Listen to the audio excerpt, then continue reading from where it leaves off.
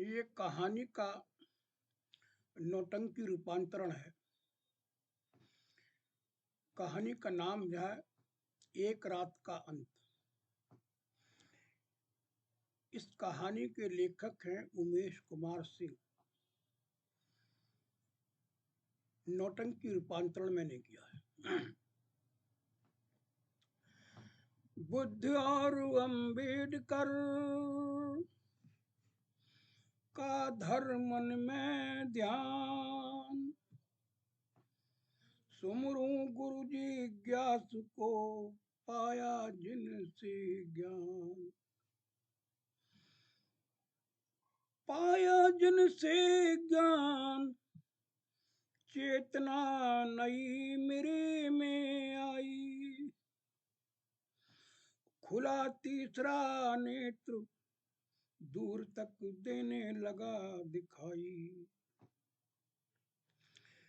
पिता भगवान दास को सुमरू सुमरू गंगा माई, और जिनने मजदूरी करके मुझको शिक्षा दिलवाई। आप सबको शीश नवाऊं, आशीर्वाद आपका पाऊं। कुछ बोलूं कुछ गाऊं, और एक रात का अंत कहानी तुमको आज सुनाऊं। साथियों, इस कहानी के लेखक उमेश कुमार सिंह है। ये उत्तर प्रदेश के पृथ्वीपुर गांव की कहानी है, जहां बहु जुठार प्रथा प्रचलित थी। इस घृणित प्रथा के तहत किसी भी दलित दुल्हन को पहली रात गांव के जमींदार ठाकुर चंदन सिंह के साथ गुजारनी पड़ती थी। इसी चंदन सिंह का एक कारिंदा कालूराम चमार था। वो बहुत बलिष्ठ था और ठाकुर के इशारे पर किसी को भी उठाने और मारने में फुर्ती से काम करता था। उसी कालूराम का विवाह एक दूसरे गांव में तय हो जाता है। जब इस रिश्ते की खबर उसकी होने वाली पत्नी चंदा को लगती है तो वो परेशान रहने लगती है। एक दिन उसके पिता उससे पूछते हैं कि बेटी तू परेशान क्यों है, ऐसी कौन सी चिंता है जो तुझे सता रही है। तब चंदा कहती है कि पिताजी, ये विवाह रोक दो। पिता पूछते हैं कि क्यों रोक दूं। तब चंदा क्या जवाब देती है, सुनिए रागनी के माध्यम से। पृथ्वीपुर मत ब्याहो बाबुल, वहाँ जालिम है जमींदार रे, वहाँ नरक मिलेगा। मेरा जीवन होगा ख्वार रे, वहाँ नरक मिलेगा। ओहो मेरा जीवन होगा ख्वार। पिताजी पूछते क्या बात है, कैसे जीवन ख्वार होगा, कैसे नरक मिलेगा। तो वो बताती है, अपने गांव की रामू बाबुल, पृथ्वीपुर में है ब्याई हो, पृथ्वीपुर में है ब्याई। उसने मुझको जमींदार की सारी दस्तान सुनाई हो, सारी दस्तान सुनाई। वो भोगे नार पराई, वो जमींदार है जार रे, वहाँ नरक मिलेगा। और जीवन होगा ख्वार रे, वहाँ नरक मिलेगा। दूसरी कड़ी में क्या बतलाया, चंदा क्या कहती है, रामों ने बाबुल बतलाया, उस पे जो जो गुजरी थी हो, उस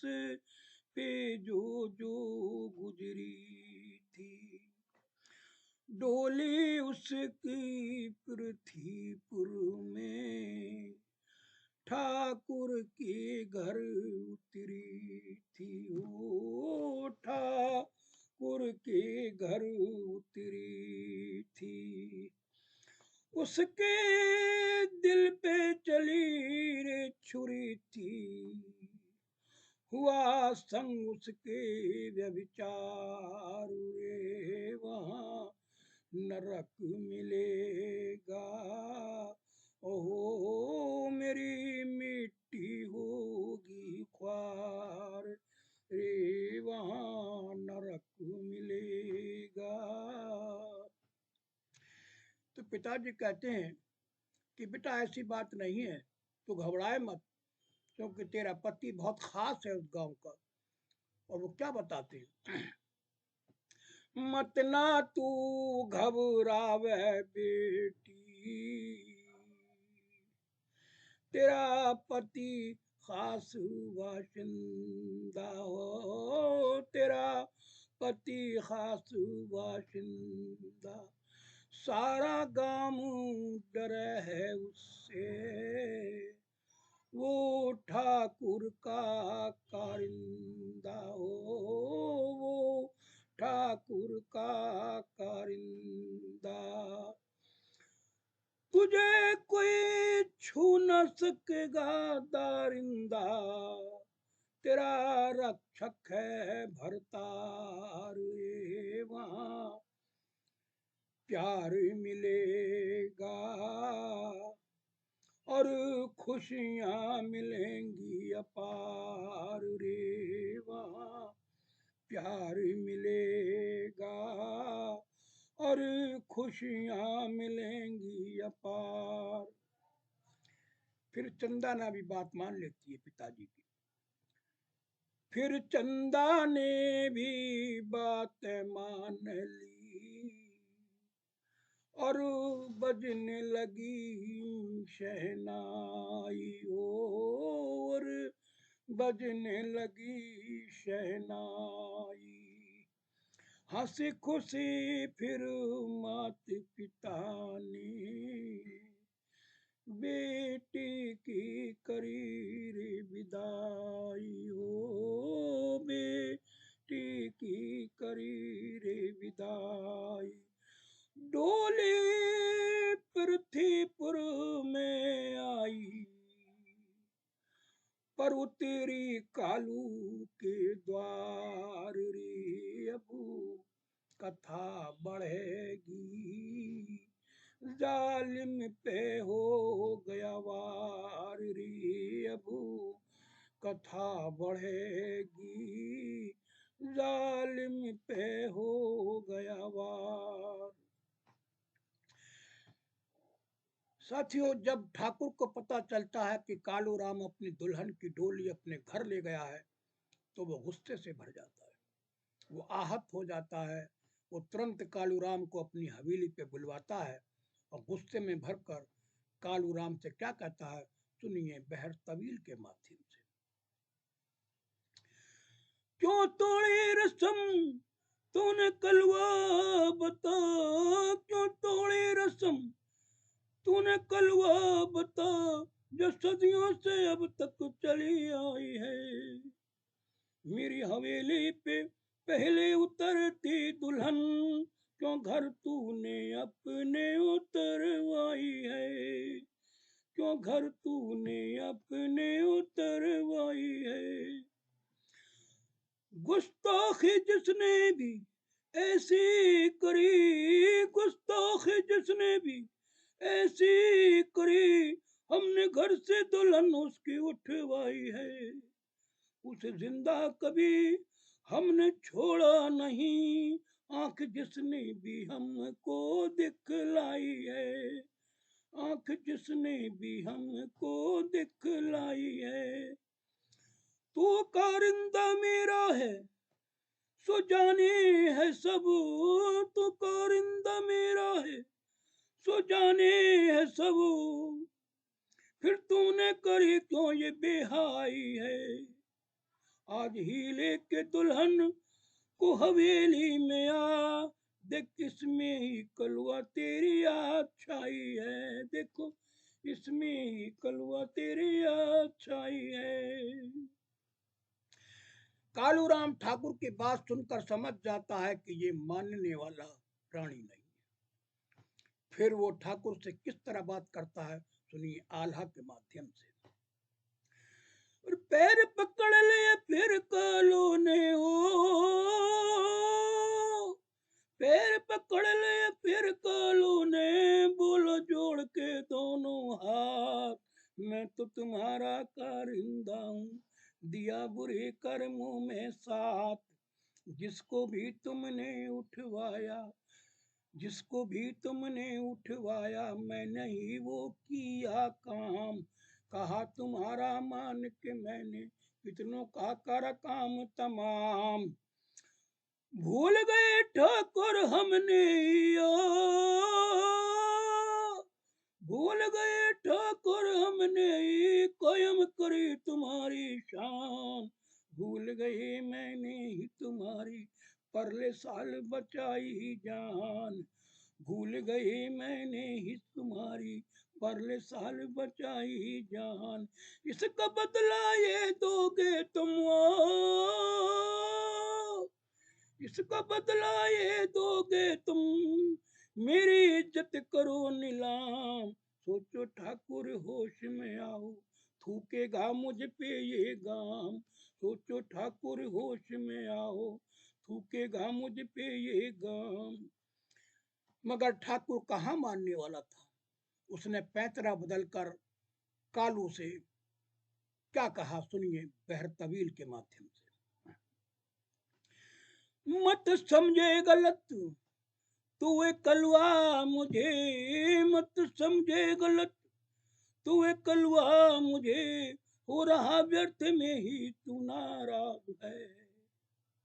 जो समझ तू रहा है वो न हरगिज करूं, ये कलवा गलत तेरा अंदाज है, ये कलवा गलत तेरा अंदाज है। बेखौफ बेखौफ अपनी दुल्हन हवेली में लाओ, रस्म मुंह दिखाए करूं जो कि रिवाज है। तेरी दुल्हन को देके करूंगा विदा, नेक में लगता जेवर राना है। कालूराम जाकर घर जाकर के सारी बात अपनी माँ को बताता है और कहता है कि माँ, ठाकुर कुछ नहीं करेगा, बस खाली वो मुंह दिखाई की रस्म अदा करेगा और नेग में जो दे करके विदा कर देगा तुरंत। ये सुन करके उसकी दुल्हन चंदा डर जाती है। कालूराम की माँ चिंता में पड़ जाती है, क्योंकि उसके साथ भी ऐसा ही हुआ था। अतः वह कालू को समझाती है कि जालिम जमींदार पर भरोसा नहीं करना चाहिए, वो तुझे धोखा दे रहा है। वो कालू को गांव छोड़कर भागने की सलाह देती है। सुनिए रागनी के माध्यम से माँ क्या कहती है कालू से। वो कसम गऊ की खाए और जलते बैठ तवे पे जावे रे, वो कसम गऊ की खावे जलते बैठ तवे पे जावे। वो है जालिम मक्कार, में उसका करती एतबार नहीं, करती एतबार नहीं। सुन बात मेरी तू बेटे, वो देगा तुझे दगा है। मत भेज मेरी दुल्हन को, वो किसी का भी नहीं सगा है। छोड़ वो कैसे देगा जब मुंह को खून लगा है। मैं सच कहती हूँ मैं सच कहती हूँ बेटा, बातों से तुझे ठगा है। मैं सच कहती हूँ उसने बातों से तुझे ठगा है। वो आदम खोर जबर है और तू कमजोर बसर है। वो आदम खोर जबर है और तू कमजोर बशर है। बेटा भाग यहाँ से चले, हमारा कोई खैर ख्वार नहीं, करती अतबार नहीं। फिर चंदा भी रोने लगती है। फिर रोने लग गई चंदा और सास की भर ली कोली। खिसक खिसक के अपने साजन से वो ये बोली, ठाकुर की अगर हवेली में जाएगी मेरी टोली, मैं सच्ची कहूँ पिया जी मर लूंगी खा के गोली। मैं सच्ची कहूँ धर्म से मर लूंगी खा के गोली। माँ जी का कहना मानो भगने की यहाँ से ठानो रे, माँ जी का कहना मानो भगने की यहाँ से ठानो। पिया जी अब सारे इस गांव के अंदर रहना दरकार नहीं, करती अतबार नहीं। फिर कालू भी सोच में पड़ जाता है, क्या कहता है, सोच रहा कालू भी धिक्कार है मेरी जवानी, बहुत हुआ अब ठाकुर तुझे होगी मर्यादा सिखानी। यहाँ रहना ठीक नहीं है ये बात उसने भी मानी, पर जाने से पहले तो करनी होगी खत्म कहानी। पर जाने से पहले तो करनी होगी खत्म कहानी। तरकीब दिमाग में आई उसने योजना बनाई, तरकीब दिमाग में आई उसने योजना बनाई। ओ ठाकुर तू तो गया तुझे जीने का अख्तियार नहीं, करता एतबार नहीं। फिर माँ जी और चंदा को कालू ने बात बताई, जाड़ों में गांव में जल्दी सो जाते लोग लुगाई, तुम निकल गांव से जइयो ले पैसा और रजाई, सीधे चक्रोट पहुंचियो वहां देगा प्याऊ दिखाई। सीधे चक्रोट पहुंचियो वहां देगा प्याऊ दिखाई, तुम वहीं बैठना जाके मैं जल्दी आऊं काम निपटा के। तुम वहीं बैठना जाके जल्दी आऊं काम निपटा के। कहीं कमल इरादा ने अगर तू होती हार नहीं, करता एतबार नहीं। योजना के मुताबिक कालू पत्नी के कपड़े पहनकर घूंघट काढ़कर मस्त चाल से ठाकुर की हवेली में प्रवेश करता है। उधर उसकी पत्नी और चंदा जरूरी पैसा और कपड़े लेकर के रजाई लेकर के वहां से गांव से निकल जाती। स्त्री बना हुआ कालू मस्त चाल से धीरे धीरे चल करके बैठक में जाता है, ठाकुर की बैठक में जाता है। इसका दरवाजा उसके कहने पर उसी के लिए खुला रखा गया था। स्त्री भेष में कालू राम बैठता नहीं है बल्कि एक कोने में खड़ा हो जाता है और ठाकुर के आने का इंतजार करता है। इसके बाद क्या होता है सुनिए, दोहा चबोला और बेहतरीन के माध्यम से। सुनो मेहरबानो सुनो आगे का अहवाल, ठाकुर आया भी तेरे तन पे डाले शाल, खड़ी लाल जोड़े में दुल्हन को लख के मुस्काया, और बाहों में भरने को उसने ज्यों ही हाथ बढ़ाया, चीते की फुर्ती से तुरंत कालू ने शिकार दबाया, और चारों ओर गर्दन के हाथ का फंदा विकट बनाया। चारों ओर गर्दन के हाथ का फंदा विकट बनाया, ढील दई न जरा सी पल भर में लग गई फांसी, मर गया जालिम अन्यायी, और वस्त्र जनाने फेंक वही कालू ने दौड़ लगाई।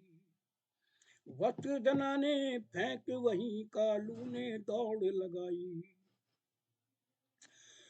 पहुंच कालू गया सीधे चक्रोट पे, पहुंच कालू गया सीधे चक्रोट पे, माँ और पत्नी को लेके गया एक शहर, लगे जस्से जीने नई जिंदगी, था किसी का भी वहां पे ना खौफ खतर। उधर सन्नाटा ठाकुर की हवेली में था, उधर सन्नाटा ठाकुर की हवेली में था, पुलिस को भी किसी ने न दी थी खबर।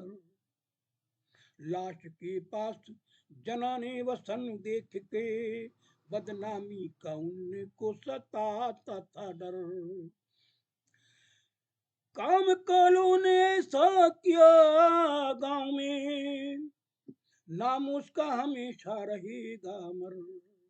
रुक कंवल की यहीं पे, रुक रुक कंवल की गई अब यहीं पे कलम, बोलो जय भीम जय हिंद सारे बशर।